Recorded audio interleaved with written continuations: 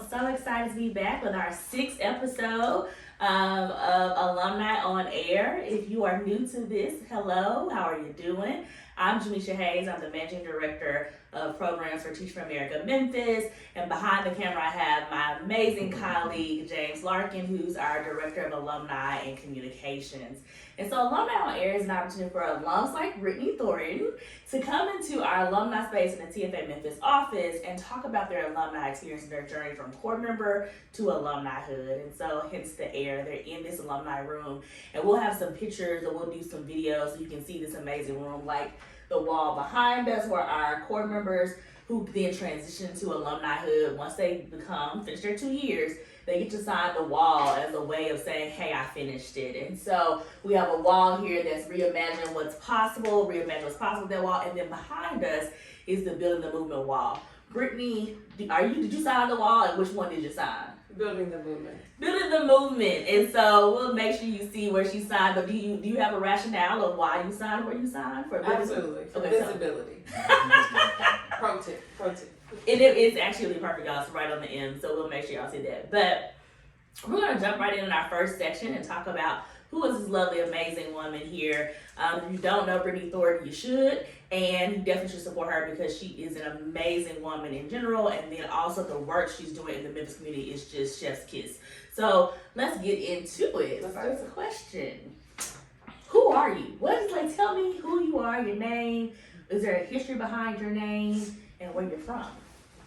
That's a good question. No one has ever asked me for the history of my name. I'm Britney Thornton. I am a native of Memphis. I am a proud alumni of the Teach for America Network. Yes. 2014 core, the best core. Oh, okay. Now see, wait a minute now. 2011, but 2014 is good too. 2014, getting the comments, let them know. Okay. I was placed at Kip Memphis Preparatory Middle School, and so I grew up in Orange Mound, but definitely had South Memphis be a part of my story. Mm-hmm. So it was just a real full circle moment to start my career in the place where literally I have bruises on my knee from falling at Corey Middle School. Oh. And so that was my placement school. And I'm just really, who's Britney? In this season of my life, I'm a proud Memphian, a proud Orange Mound resident, and a proud public servant. Yes. And so I love that. So Native Memphian, I'm a Native Memphian as well. And so I know my journey of joining the Corps. I had plans of not being in Memphis, but what happened for you? So how did you end up here in TFA Memphis? So there's so many other places you could have went. Did you have the option to pick different places or any of that? Yeah, they say, tell God your plans and just laugh at how they turn out. So my plan was hands down to be a part of the Philadelphia Corps. Yeah. When I went to graduate school at University of Pennsylvania, I applied right after graduate school, or as I was transitioning out. And I just knew. I fell in love with Philly. It was my first time in the big city. And I was just like, I want to live in Philadelphia. And Teach for America was like, you are going to Memphis. Yes, is that it did me? You put that high needs region, and I'm pretty sure I put multiple high needs. I mean, I was trying to go live on the reservation in Oklahoma. I was just trying to do. I was really just trying to get a great, experience. Yeah. And so, clicking Memphis, was to signify something. And so, really it was just purpose because I needed to come home. At 24, that was not very clear to me. And so coming home, truthfully, it was driving down the parkways. Like when I hit East Parkway and I saw those trees, I said, it was fall time, and I'm just like, oh my gosh, I love home. Like, this is where I need to be. It was so nostalgic. It was just like, it was a vibe. I remember it like yesterday. And so when it clicked for me that Memphis was home, I just stayed in this space. I ended up teaching a total of 7 years over, my 34 years of living, and have enjoyed my classroom experience. I really do love the opportunity for professionals to get experience in the classroom. Yeah. It is truly so useful. It is. And I hope that the network is doing a great job at recruiting people. Just, come. It's almost like a life fellowship that you just need to go through. Yes. And I wholeheartedly see the benefit of it. So I preach the gospel of, being a classroom teacher, and love my placement school, love the experience, still maintain really great relationships with my colleagues and students who are now parents. I'm like, wow, Lord have mercy. I know, right? It's just amazing to see. So, every time I get to see my students, Miss Thornton, it just really warms my heart in a special place. I just love that. When you talked about East Parkway, that took me to a moment, because you're right. Fall time, East Parkway, it is literally nothing like it. I remember my goddad, he would take me down East Parkway with his convertible. Yeah. And I would just be looking up. I was just about to say, you gotta have a window. You gotta have a window. You just looking your up. Your favorite tune. Yes. I mean, it's just a moment. It is totally a vibe. Thank you for that memory. And that's something that I do think people don't always know. Memphis is actually very, very beautiful in terms of there's so many different niches and spaces that really feed your soul, whether if you're like really like I want to be outdoors, or if you're like I really like a gritty kind of experience in the city. Like I think it has everything. You want a little bougie, we got a little bougie, we got all of that. And so I think that, but at the same time, all of that's wrapped in Southern love in a way that, like, I've been to other cities, you just don't get it. You just don't get that piece. So you talked about your core experience, and so also one thing, when you decided those places, even put them in Memphis, how did identity play a role in it, if identity did? Did anything come to mind when thinking about who you are and how you are as a woman, or as Britney, like any past experience to make you say, yes, TFA matters, and or yes, being in Memphis matters, or like anything like that? Yeah, I definitely. So picking Memphis as a high needs region was just kind of like, just performance. It was just like, okay, I'm from Memphis, I see it on the list, I'll click it. But when we think about how like the mindset of Memphis is, and just we talk about this openly as Memphians, like we're told that you will be more successful outside of Memphis. And so being outside of Memphis, it was interesting in the moment to just go through that real time exercise of, oh no, like once I read my acceptance letter and I saw Memphis, it was like, it stilled me, because I'm like, I'm about to not be a success story if I go back home, And so that was interesting. It was a whole Memphis identity crisis to say, like, I had never envisioned myself being successful in Memphis, because nobody had ever painted that picture. So, to the native Memphians that are looking to join or are currently in, their core experience, like, I just want someone to tell you that you can be successful in Memphis, and that doesn't have to be an experience or a decision that you make in trepidation. You can make it in full confidence that Memphis has great opportunity for you, whether you're a current core member or an alumni, choose Memphis. And so at this point, I can be a confident ambassador for people to say, choose Memphis confidently, because that wasn't anything that anyone walked me through when it was my time. And then beyond that, it was just, I think just coming to Teach for America was an easy sell, because I had just a heart for service. And so my degrees are in social work. Being raised in Orange Mound, when I was born in '89, so the crack epidemic was settled in. So like the crack culture was the backdrop of my upbringing. So I just saw a lot of humbling things as people were going through like real life. And so that's always, I think that led me into the profession.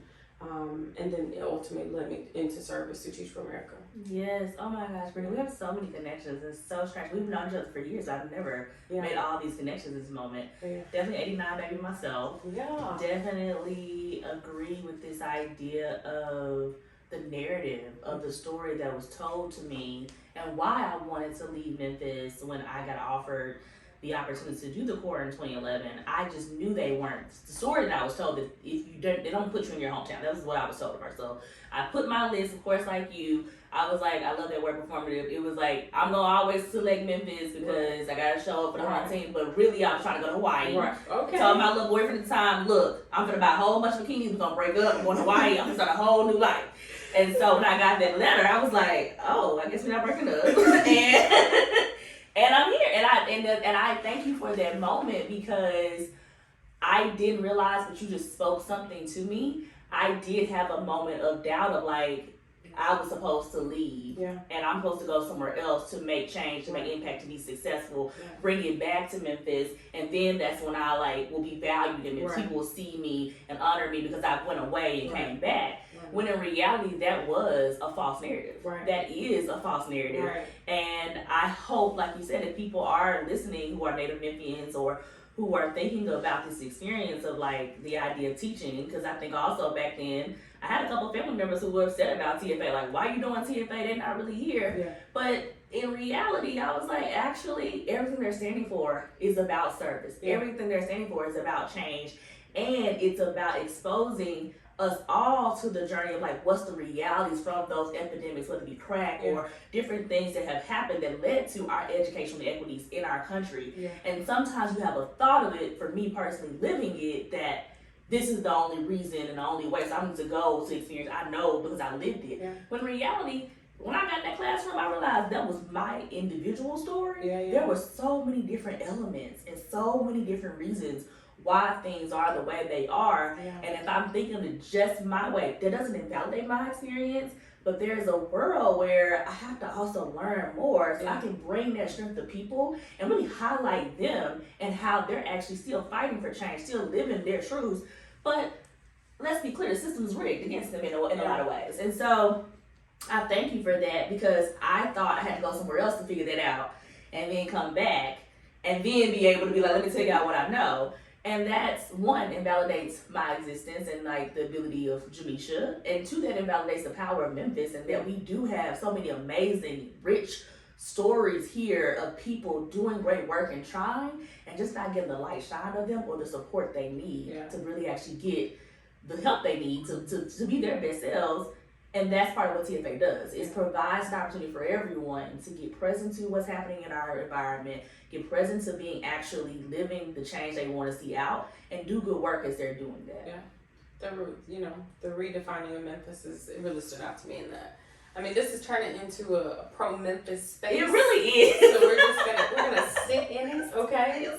I'm just saying, like, it's really, really important for us to just acknowledge the strength of having a Native person come in with so much context into the classroom, and then to just start a difficult place with understanding of where we came from. That context piece is hard to teach, and it's hard to in real time have it as a tool in your toolbox. But when you get someone who is from the city, who can't disassociate from Memphis, there's a power position in that when you go into a classroom where you have children coming from vulnerable circumstances, and you can either relate or you just have some context to be able to help them get through their experiences. So I just think that, we'll talk about it more, but beyond just the direct experience of me being jointly from South Memphis, placed in South Memphis, and what that did for my students and how I was able to contribute to the culture of my placement school, being a part of the Teach for America